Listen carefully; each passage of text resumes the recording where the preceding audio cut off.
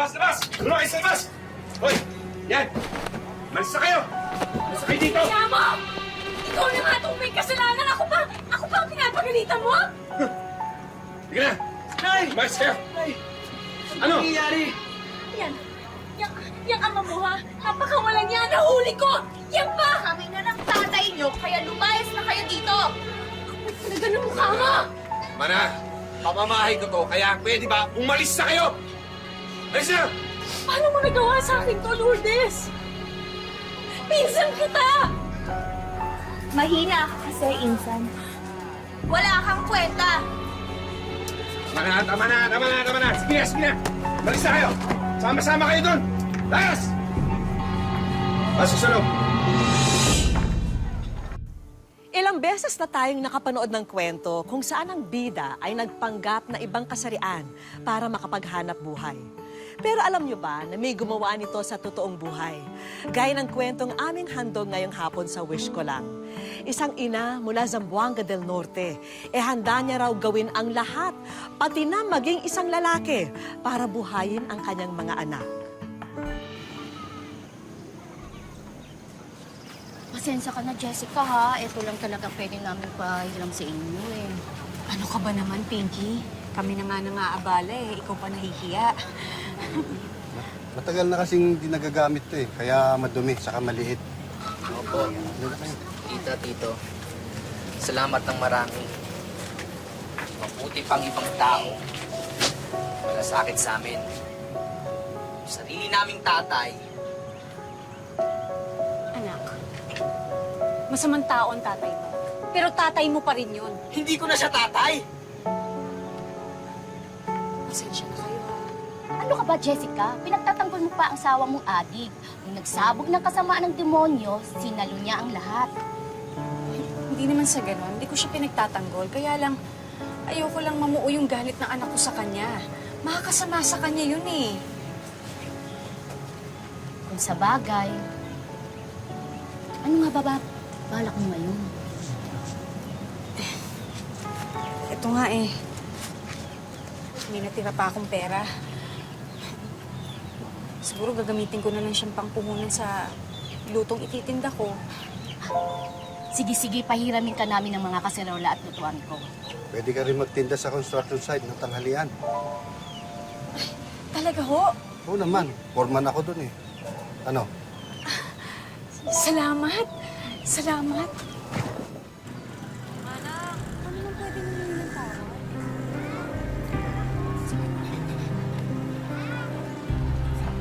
Jessica, sinabi ko na kukupitan mo ko. Anong kinukupitan? Pera ko to! Inipon ko to! Inipon? Bakit kanino ba galing yung inipon mo? Di ba sa akin din? Eh, akin yan. Akin na yan!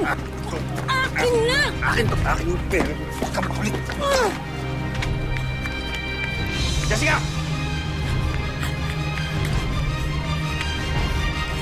Jessica!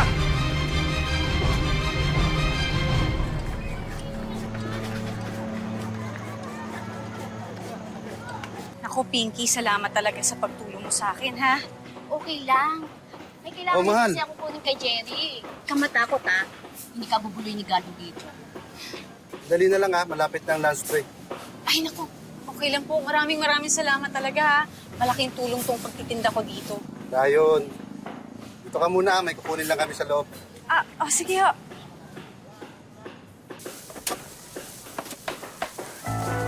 Hoy!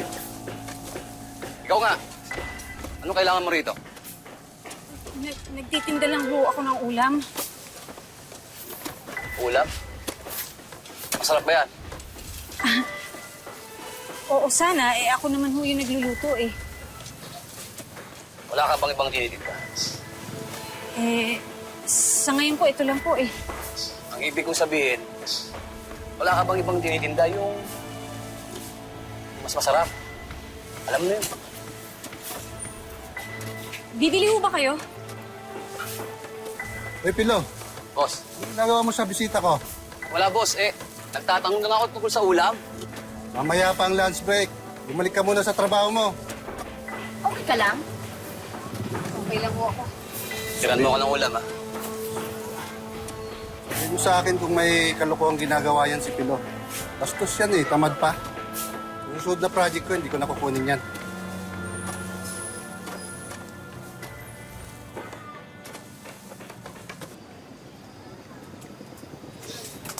Pasensya na mga anak, ha? Konti na lang ang natira dun sa mga paninda ko. Kung kulang naman yung ulam, pwede naman tayo bumili sa labas kung gusto nyo. Bakit ganyan yung mga mukha nyo, ha? Ano nangyari sa inyo? Ano po kasi, Nay? Bayaran po ng tuition ngayon. Ikaw din ba, Michelle? Nga pala, sabay nga pala yung...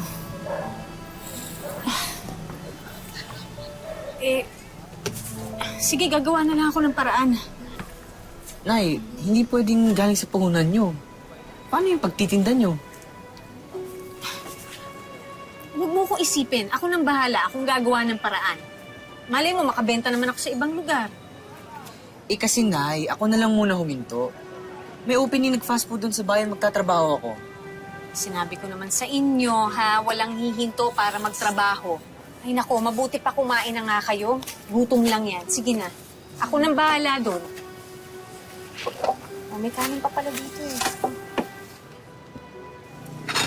Manang, sige na naman. Kulang kasi yung pera ko eh. Babayaran naman kita, promise. Pasensya ka na, hindi ako magpapautang.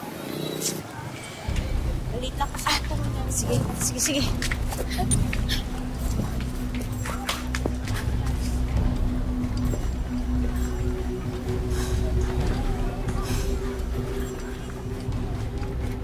Desperado na si Jessica. Hindi niya alam kung paano masosolusyonan ang kanyang mga problema. Ikaw talaga, Jessica. Ang bigat na nga ng problema mo. Nakakapag-joke ka pa. Hindi ako nagbibiro. Uy, Mahal. Mabuti naman. Mahal, nakauwi ka na. bakit? Miss mo na ako? Siyempre naman. Pero may ipapasok akong trabahador sa'yo. Bakit biglaan naman yan? Sino ba yung papasok mo? Hindi mo siya makikilala. Dapat ko ba siyang makilala? Kahit ano gagawin ko doon. Seryoso ka nga? Hindi to joke? Hindi ko na kasi alam ang gagawin ko eh. Wala na kaming pera. Paano yung mga bata? Kaya kahit ano gagawin ko, makapagtrabaho lang ako.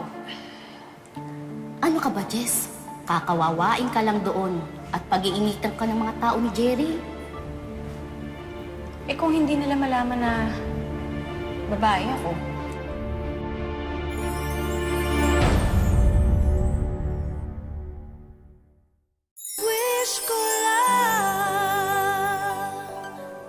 Batid na natin ang nagagawa ng taong desperado. Ang tila imposibleng mga bagay ay pilit na kinakaya, lalo na kung para ito sa mga mahal sa buhay. Gaya ni Jessica na biglang naging si Jessie. O mga kasama, si Jessie. Ngayon lang siya magtatrabaho dito sa construction. Kaya pakialalayan sana. Sige. O sige, dito ako sa Bistayan. Sabi mo, dali. Hindi po agad pinakasok ni Jerry to. Ilalagay mo sa magang trabaho yan. Doon ka! Sa nagpapasok ng semento! Ano? Bilisan mo! Kumilos ka na! Kahit anong trabaho na itoka sa kanya, pilit ginawa ni Jessica para mapanindigan ang kanyang pagbabalat kayo.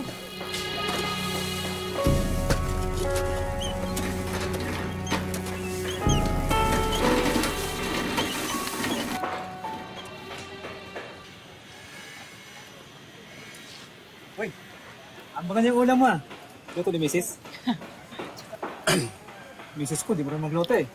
Kaya yan, bibili ko sa labas. Ako din, hindi na kasi bumalik yung nagtitinda dito eh. Yung... Jessica ba yun? Bakit? Sabi mismo. Oy, tandaan niyo to ha. Sa akin yun. Yung dadalawin yun ha. Sa'yo na? Hirap sa inyo, wala kayong bilig sa akin eh. Alam mo, totoo niyan? Nag-date na kami noon. Pero huwag kayong maingay. Kasi, kaibigan ni Boss Jerry yun. Wala naman ako sa'yo. Maniwala kayo sa hindi, totoo yun. Alam mo ba? Ha? Nag-chance yung kukuno yun eh. Ang galing nga umalik eh. Parang parot.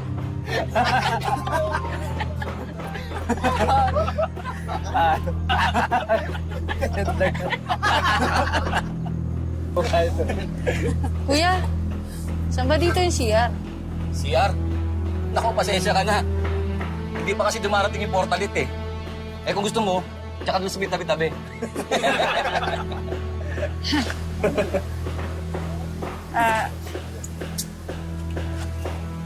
Pader?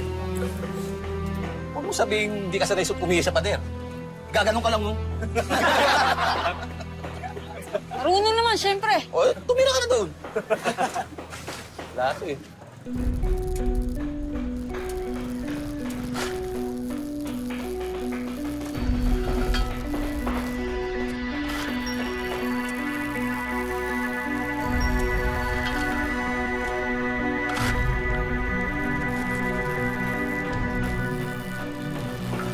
Hoy, Pino! Tawag ka ni boss. Hindi na kayo, lang ako. Pagpag mo lang yan din. Talaga, Nay? Nakahanap na po kayo ng bagong trabaho? Ay, oo. Actually, ano siya eh, yung tindera dun sa construction, nangailangan ng katulong. Eh, di, at least meron na akong trabaho, di ba? Kaya maghapon akong wala. Nay, baka kailangan nila ng katulong. Pwede naman ako. Pwede. Diba? Ako rin. Huwag na, naku, mainit dun. Eh, di ba, Nay, dun yung sa bagong project ni Tito Jerry? Nadadaanan ko po yung pauwi, Nay. Pwede kitang sunduin para sabay na lang tayo. Ay, naku, wag. Ay, hindi ko sabihin, wag na lang, kasi baka magkasalisi tayo.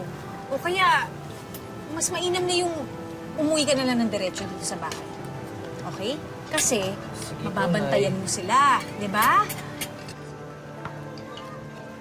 Sige Hindi na, kita kumain ka kailangan na. bantayan. Lalo na to. Oo nga.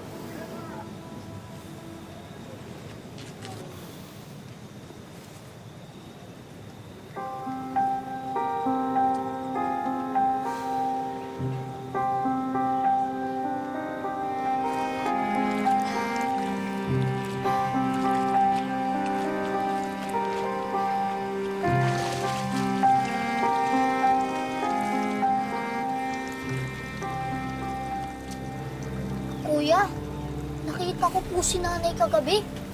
Naglalaba po siya ng t-shirt ng lalaki. Ha? Sigurado ka?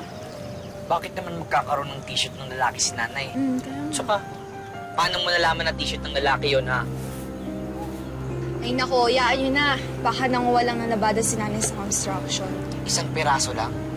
Oo. Tapos, bakit gabing-gabi niya pa nilabahan? Hindi kaya...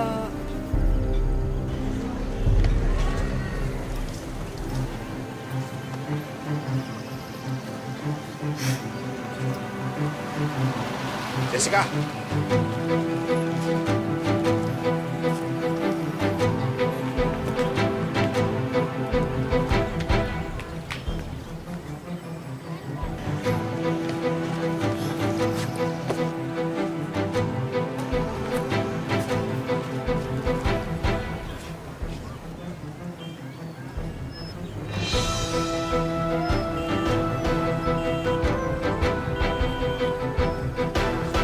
Pare, nakita ka bang babaeng dumaan dito?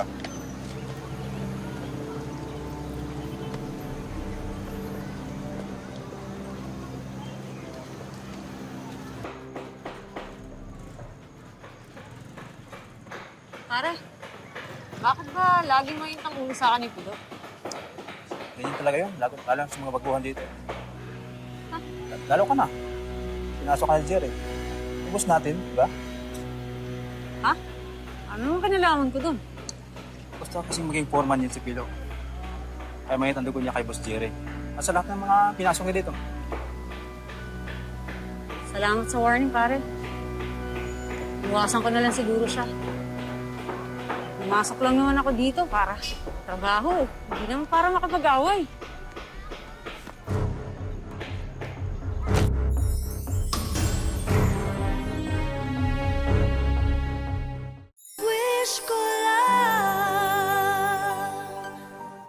Mahirap mang paniwalaan, nakapasok si Jessica sa construction at walang nakahalata na isa siyang babae. Ngunit hindi rito natatapos ang kanyang paghihirap. Ang totoo, yun pa lang ang simula ng kanyang kalbaryo.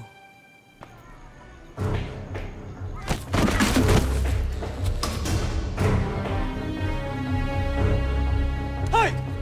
Sino ba nasa taas? Papatay niyo ba kami? Okay ka lang ba, kuya? Hindi ka ba nasaktan? JC, saktan ka ba? Okay lang ako.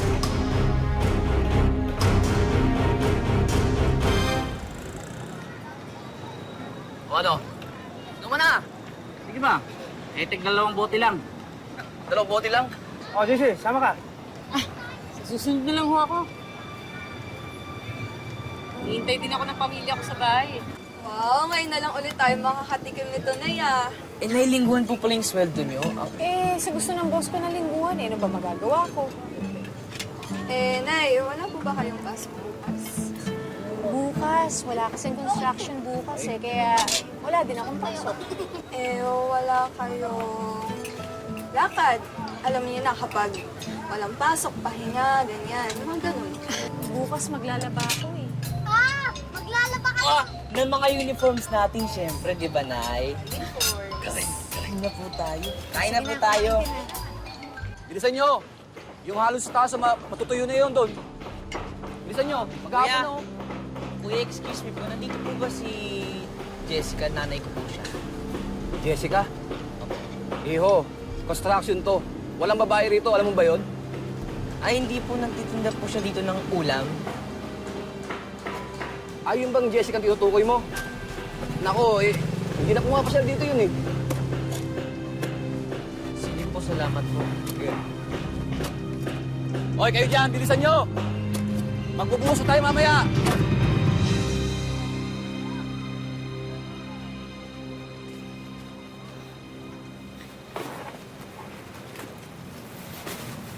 Kumusta naman kayo? Kumusta yung eskwela?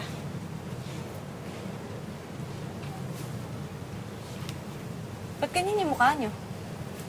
Galing po ako sa construction kanina. Matagal na daw po kayong hindi pumupunta doon. Teka nga muna, di ba sinabihan na kita, huwag kang pupunta doon? Nay, hindi po yata kayo magsabi ng totoo sa amin. Ba't ganyan niyo ako pagsalitaan ngayon? Ha? Nay, tapatin niyo po kami. May boyfriend po ba kayo doon? Boyfriend? Ano bang pinagsasabi niyo? Nakita ko nga kayo, Nay eh. Naglalaba kayo ng t-shirt ng lalaki tuwing gabi. Teka nga muna. Alam niyo na, okay lang naman kung may boyfriend kayo eh. Pero di ba, parang masyado pang maaga. Mga anak, sige, aamin na ako sa inyo. Nagtatrabaho ako bilang construction worker. Bawal ang babae doon. Kaya nagpapanggap akong lalaki. At kakonsyaba ko ang tita Pinky niyo at tito Jerry niyo.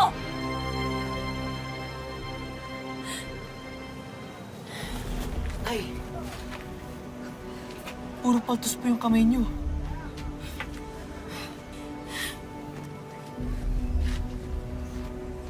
Sinikreto ko lang naman sa inyo to eh.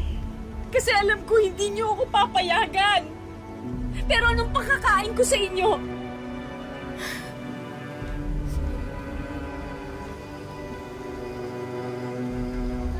Alam niyo naman na hindi ko kayo pababayaan.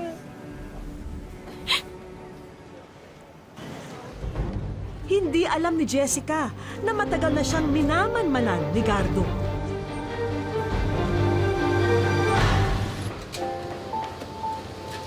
Pero naging Magaan magaan naman ang kanyang pagtatrabaho, lalo pat naamin na niya sa kanyang mga anak ang totoo. At kasundo na rin niya ang ilang katrabaho sa construction.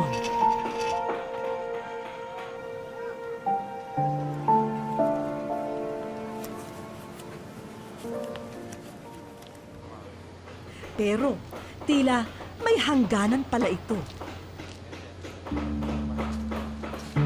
Bakit? Suspect ka sa nangyaring nakawan dito kagabi. Anong nakawan? Paano nangyari yun? Paano nangyari? Ako ang nagsabi sa kanila na ikaw ang nagnakaw dito. Sige na. Jerry, hindi ako magnanakaw. Alam niyo yan. Alam mo, may sinasabi si Milo. Hindi ko may kausap ka. Tinatanong kung kailan kayo papasok dito, di ba? Hindi ako sinungaling. Hindi ka lang magnanakaw, sinungaling ka pa. Saan to, Jerry? Papasok ka na magnanakaw dito, eh. Anyway, may CCTV footage naman tayo. Boss, ang CCTV.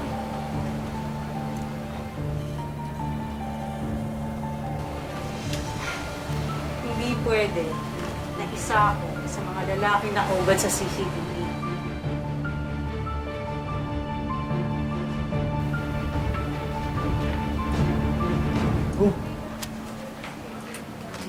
Babae ho ako.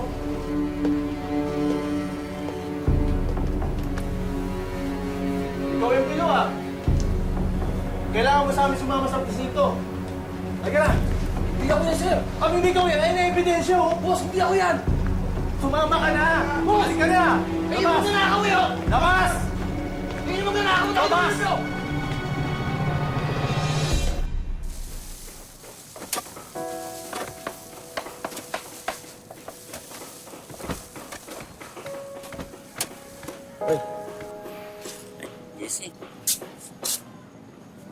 Sorry sa inyong lahat, ha. Alam ko, galit kayo sa akin. Kasi nagsinungaling ako. Kaya ako lang naman ginagawa to para sa pamilya ko, eh. Okay ka katrabaho, JC. Bilib ako sa'yo. Salamat. Okay naman pala sa kanila eh. Hindi mo na kailangang umalis. Jerry, sorry, ha. Nangako din ako sa mga anak ko na kapag nakaipon na ako dito, para sa ipupuhunan ko sa pagtitinda, titigil na rin ako. Jessica! Akala mo, hindi ko matutunton kung saan ka nagtatatago, ha? Sino to? Asawa ni Jessica, yung nanggugulpi sa kanya sa mga anak niya. Jessica, pasok ka na. Kami na bahala rito. Sandali, sandali. Wala akong atraso Pasok na, pasok na, sir. Jessica, Sama. pasok muna tayo. Dito.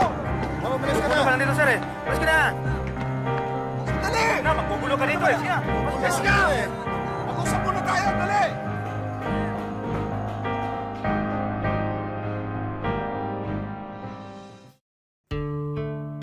Dito sa Barangay Linabo, Dapitan, Zamboanga del Norte namin natuntun si Jessica. Hindi naman daw problema sa kanya kung sa trabahong panlalaki siya abala. Wala naman daw kasi siyang maasahan na ibang tao para tulungan siya sa mga pangangailangan ng mga anak niya. Yun, nagsisisilsil ako, sir. Ginagawa ko talaga, sir. Wala naman akong problema. Kahit magpapala lahat, gagawin ko talaga, sir. Basta mabuhay lang yung anak ko. Sa ngayon, dahil walang nagpapagawa sa mga kapitbahay, sa ibang paraan kumakayod si Jessica. Araw-araw, pumupunta ako sa river. Pag sumisisid ako, mangunguha ng talaba. Tapos may talaba akong kunti gumawa ako ng kunti ng talaba sarili ko para akong lalaki. Bagamat madalas sukatin ng mga hanap buhay na ito ang pisikal na kakayanan ni Jessica, hindi raw siya hihinto hanggat may mga anak siyang inaaruga. Yan, wala akong magawa. Ayoko makita silang nagugutom, walang-wala. Yan, tinitiis ko talaga, sir. Wala na akong inaatrasan na trabaho sa ngayon. Gagawin ko talaga. Sana matulungan yung Diyos Panginoon na makaahon din kami kahit kunti. Hindi na sa sobrang hirap na hindi kami pinagtatawanan ng mga tao. Sobra-sobra yung tingin lang sa amin.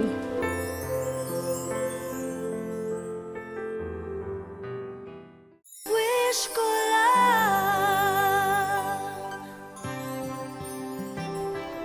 Kinabukasan, pinatawag si Jessica ng kapitan ng barangay. Ipanlilinis daw kasi niya ang isang bahagi ng barangay hall. Kapitan, may hapon, kapitan. Kapon. Oh, may hapon. Dahil yung trabaho ron listas. Sige, kapitan. Ang all-around wonder nanay, walang ilaksayang oras. Agad niligpit ang mga nagkalat na paso at masitera. Walang kaalam-alam si Jessica sa sorpresang unti-unting bumubungad sa kanya. Kulang. Kulang. Kulang. Ay, wish ko lang. Maraming salamat po, sir. Hindi ko akalain na talaga dumating ang biyaya ko galing sa inyo. Masayang-masaya talaga ako, sir. Hindi ko ma-explain ang sarili kung gaano kasaya ko sa araw na ito. Sobra-sobra talaga. Isa rin daw sa madalas na sideline ni Jessica ang pananahi at pagre-repair ng mga damit ng kapitbahay. Ang problema lang, Wala talaga akong makina, sir. Doon lang ako pumunta sa namin kapitbahay. Tapos nagtatahi ako kahit ano lang din, sir. Minsan nagtatahi ako ng gown. simula ngayon, hindi ka na manghihiram sa kapitbahay ng makina. Ala ka, sir. Maraming salamat po, sir. Naku po. Akala ko sir, hindi po ako maka-explain ganun talaga yung binibigay niyo sa akin. Si Jessica na ang may-ari ng bagong sewing machine na ito. Masayang-masaya po, sir. Masayang-masaya talaga. Hindi na ako magpunta doon sa kapitbahay. Masayang-masaya talaga. Wala na akong masabi talaga sa inyo. Maraming salamat po sa GMA po. Salamat din sa Panginoon. Nandito na po ang wish ko. At para naman palawakin pa ang iyong kaalaman sa napiling negosyo, meron tayong mga kaibigan na may dagdag regalo para sa iyo. Kami po ay nakikibahagi sa pagtupad ng iyong pangarap sa pamamagitan ng pagbibigay ng Certificate of Commitment para sa libreng skills assessment sa Hilot Wellness Massage, NC2, at saka Skills Training on Dressmaking, NC2. Congratulations po, Jessica! Maraming salamat po, sir. Sir, pinakapangako ko po sa inyo, gagalingan to po talaga. Gagamitin ko talaga yan. Yan ang pinapangarap ko naman noon eh. Nawala talaga ako ngayon. Yan, natupad na talaga ang pinapangarap ko. Hindi dapat ginagawang batayan ang kasarian upang tanggapin at bigyan ng pagkakataon ang sinuman. Sa kwento ni Jessica, napatunayan niya na sipag, pagsisikap at integridad ang tamang batayan sa pagpili ng isang manggagawa. Salamat po sa inyong patuloy na pagsubaybay sa aming mga kapuso. Hanggang sa muli, ako po si Vicky Morales at ito po ang Wish Ko Lang.